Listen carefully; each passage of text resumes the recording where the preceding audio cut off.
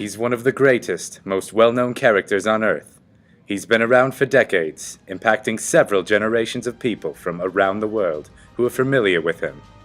He's the Kool-Aid Man, and no one can stop him. Not even that wall.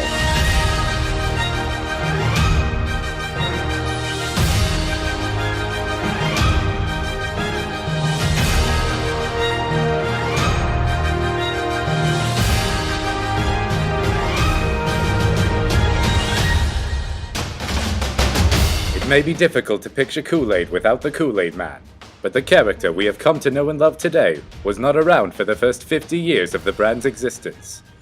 Kool-Aid was invented by Edwin Perkins in the mid-1920s. 20 years later, after surviving the Great Depression and the sugar rationing of World War II, the brand was an international success and was purchased by the General Foods Corporation.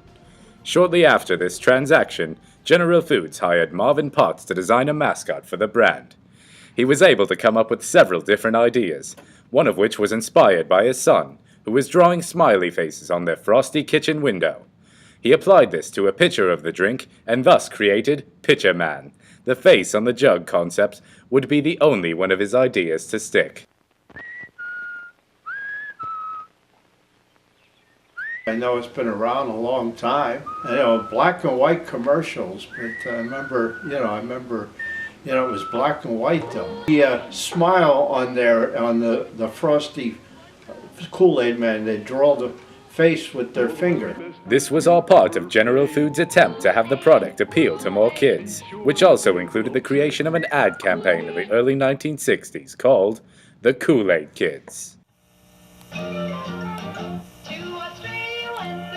General Foods stuck with these animated commercials for a number of years, until the mid-1970s when the company was looking to improve the marketing side of the Kool-Aid brand.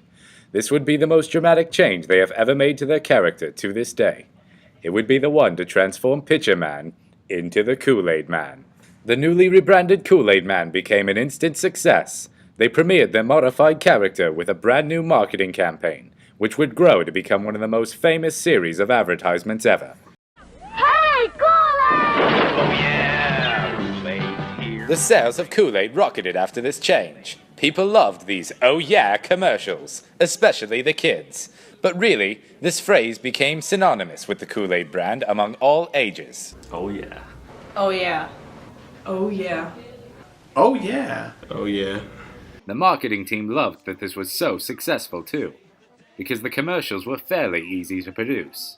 They just had to have some kids who wanted Kool-Aid, have them call out to the Kool-Aid Man, and have him burst through a wall, saying, "Oh yeah!" Despite the initial reaction to the "oh yeah" ads being positive, anyone will get sick of the same thing over and over again after a decade. The marketers of the Kool-Aid brand wrung out every dollar they could from the "oh yeah" campaign until the booming sales would die off. In 1986, Kool-Aid officially ended the "oh yeah" campaign and made the brand's new slogan, "Lots of great taste." This would become a dark time for the Kool-Aid Man.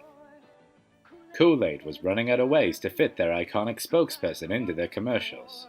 So many had come to know him as the character who breaks through walls and shouts, "Oh yeah!" But without anywhere to go with that kind of character, they had cornered themselves. They soon began referencing the Kool-Aid Man less and less, until eventually he disappeared. General Foods would acquire and merge with Kraft in 1988 for $18.9 billion, or over $41 billion in today's money. An important part of this acquisition would be obtaining Kraft's marketing department. This new team would be responsible for the renaissance of the Kool-Aid Man character in the early 1990s. They came up with creative, original ideas, while still keeping the character identifiable by those who remembered him. He still crashes through walls and said, "Oh yeah," but that wasn't where the focus really was.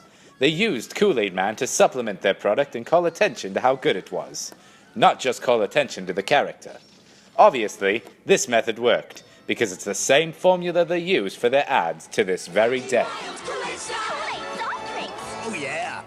Probably my earliest memory would be being in about first or second grade and making jokes about breaking through walls and screaming, "Oh yeah." I think he's given young kids a source of entertainment. Like, they can make jokes with their friends about him, and everyone kind of gets it. I think on one hand, he's benefiting off of the capitalist system by being this emblem of a major corporation, and that's something that should not be recommended or admired. But on the other hand, him breaking through the walls symbolizes the workers breaking free of their chains. Him bursting through that wall is the bourgeoisie and the proletariat coming together and fighting, and the victor coming out on top.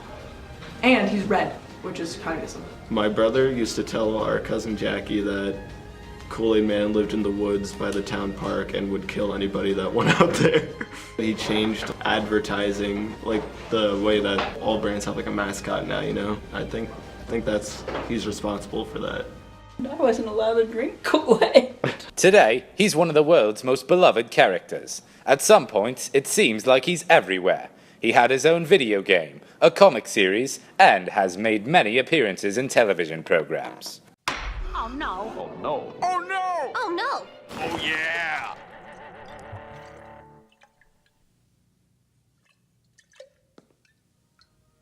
The Big Red Jug Man even has his own balloon in the Macy's Thanksgiving Day Parade. The ultimate proof of fame. The Kool-Aid Man is an international icon who has lived on for decades and will continue to live on in our culture, in his advertisements, and in our hearts.